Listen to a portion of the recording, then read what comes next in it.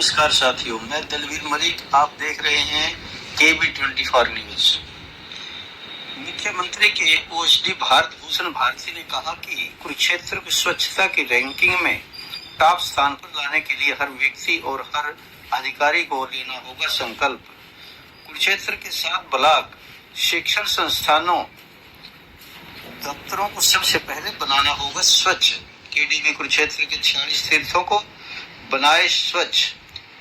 Saraswati board Saraswati नदी और किनारों को रखें स्वच्छ।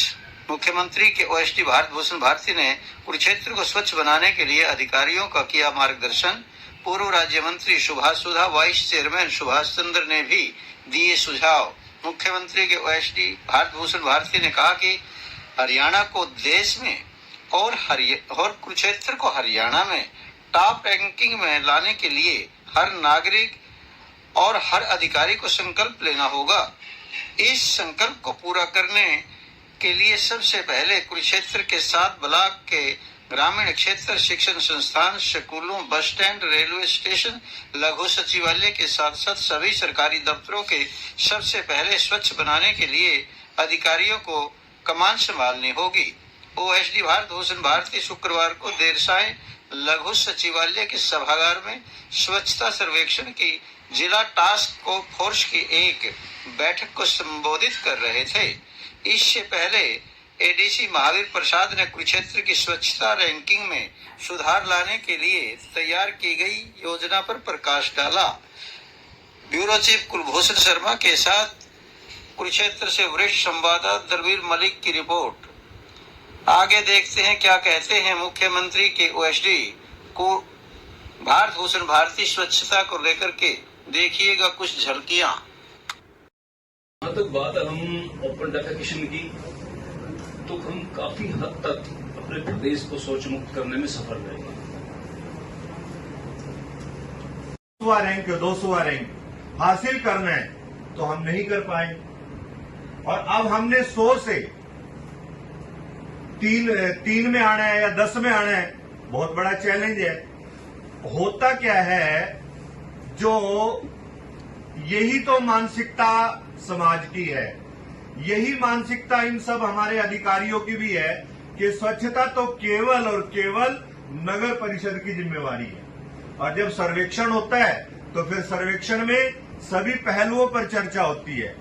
लगातार प्रयास कर रहे हैं। उन प्रयासों के कारण जो स्वच्छता रैंकिंग में सुधार भी आया है। लास्ट ईयर 241 रैंक था और इस बार 221 रैंक आया है।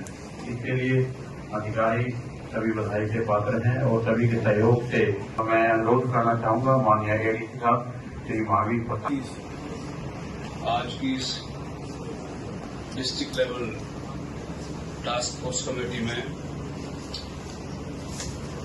मैं अपनी तरफ से, समस्त जिला प्रशासन की तरफ से श्री पूर्व मंत्री सुभाष सुधा जी